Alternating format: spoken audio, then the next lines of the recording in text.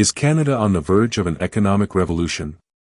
In a move that has stunned economists, inspired premiers, and captured the attention of global investors, Prime Minister Mark Carney has unveiled a sweeping vision to turbocharge Canada's economy. This isn't just another government program, or a simple budget adjustment. This is bold. This is historic. Carney is talking about energy independence, a national push for liquefied natural gas, the unlocking of Canada's critical minerals, the dawn of nuclear innovation, and massive expansions in our ports and trade infrastructure. It's nothing short of a nation-building strategy for the 21st century. And whether you love Carney or loathe him, one thing is clear: this plan could change Canada forever.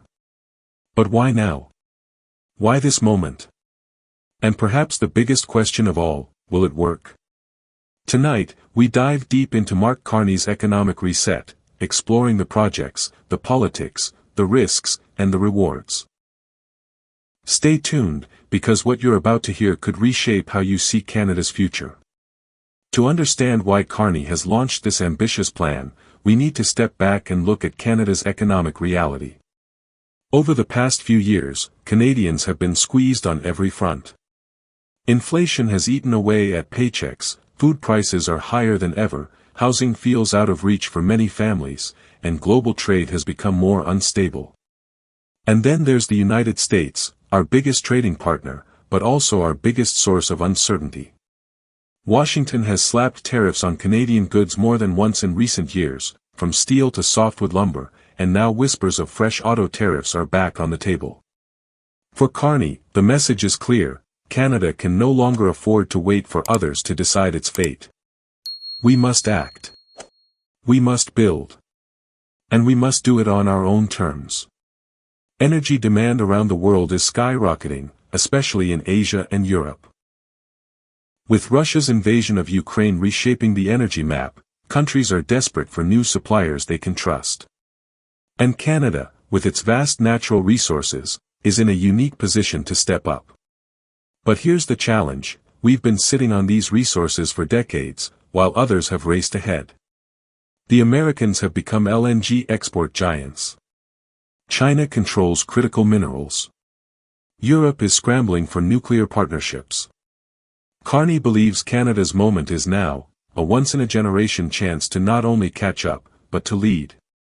And so, with the weight of economic pressure at home and opportunity abroad, Carney has launched what he calls Canada's nation-building reset.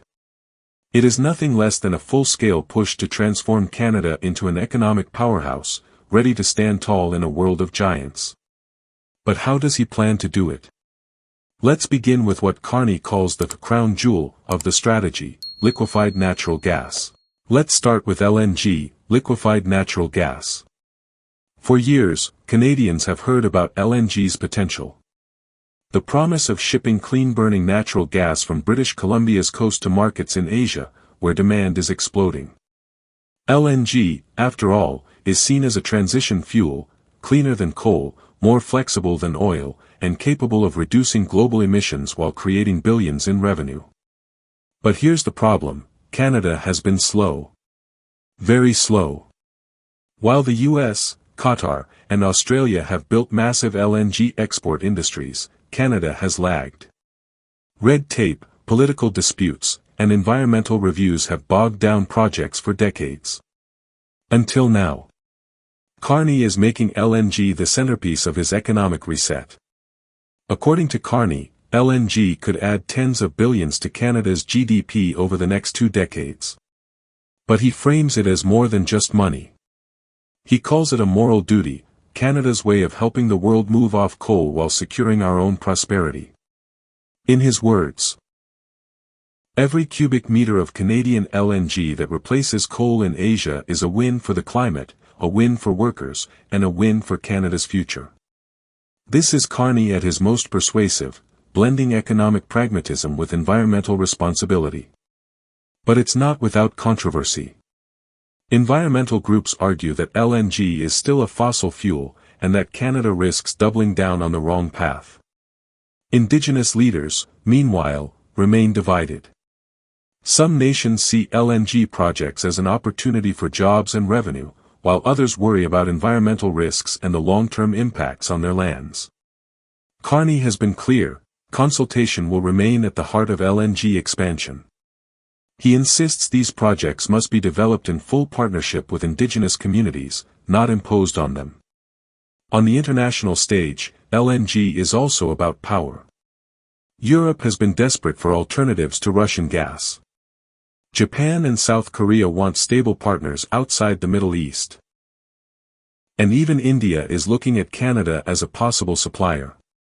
If Canada can finally unlock LNG exports, it won't just be an economic boost, it could shift global alliances, giving Canada more weight at the diplomatic table. And here's the kicker, time is running out. Other nations are racing to secure their energy futures. If Canada doesn't move quickly, the window could close. That's why Carney is framing LNG as urgent, necessary, and transformational. But LNG is only the first piece of his grand strategy. Next, we turn to something that's already shaping global geopolitics, critical minerals. Now, let's talk about something you might not think about every day, minerals. Lithium, cobalt, nickel, copper, rare earths. They may not sound as glamorous as oil or LNG, but make no mistake, these are the building blocks of the future. Electric vehicles, wind turbines, smartphones, even fighter jets, all of them rely on critical minerals. And right now, Canada has what the world desperately needs. Here's the problem, China dominates this space. More than 70% of the world's rare earth processing happens in China. That gives Beijing enormous leverage, and it's already using it as a political weapon. For Canada, this isn't just an economic opportunity. It's a matter of sovereignty, security, and survival in the global economy. Carney knows this. That's why critical minerals are at the center of his turbocharge strategy. He's pushing for billions in federal support to develop mines in northern Ontario, Quebec, and the territories. New roads. New railways. New processing plants. The goal? To make Canada not just a supplier of raw materials, but a full player in the global supply chain, from the mine to the finished battery. But here's the catch, mining takes time. Years of exploration. Billions in investment. And intense environmental scrutiny. So Carney faces a balancing act. Move too slowly, and Canada misses the boom. Move too fast, and he risks sparking backlash from communities and environmentalists. And yet, the urgency is clear. If Canada doesn't step up, the US and Europe will continue to rely on China. That's why Ottawa and Washington are already discussing joint critical mineral partnerships, where Canadian resources feed directly into American EV plants. Think about it this way, in the 20th century, oil defined geopolitics. Wars were fought over it. Nations rose and fell on it. In the 21st century, it won't be oil. It will be lithium, cobalt, and nickel. And Carney wants Canada at the heart of it. If his strategy works, Canada could secure not just billions in revenue, but a permanent seat at the global economic table. But that's only one piece of his nation-building agenda. Because the next sector he's betting on is one that could reshape Canada's entire energy grid, nuclear power, reimagined. Say the word nuclear, and for many Canadians, it sparks fear. Chernobyl. Fukushima. Images of disasters that shaped public opinion for decades. But what if nuclear wasn't the threat, but the solution? What if the very energy we once feared could now power our future safely, cleanly, and reliably? This is where Carney's next big bet comes in. Small Modular Reactors, or SMRs. Unlike the giant nuclear power plants of the past, SMRs are compact, scalable, and designed with safety at their core. They don't need massive cooling towers or sprawling sites. Instead, they can be built in remote areas, near mining operations, or even in northern communities that currently rely on expensive diesel fuel. If you want to stay ahead of the headlines, make sure to follow our channel and hit subscribe. Don't forget to turn on notifications so you'll never miss a story that matters to Canadians.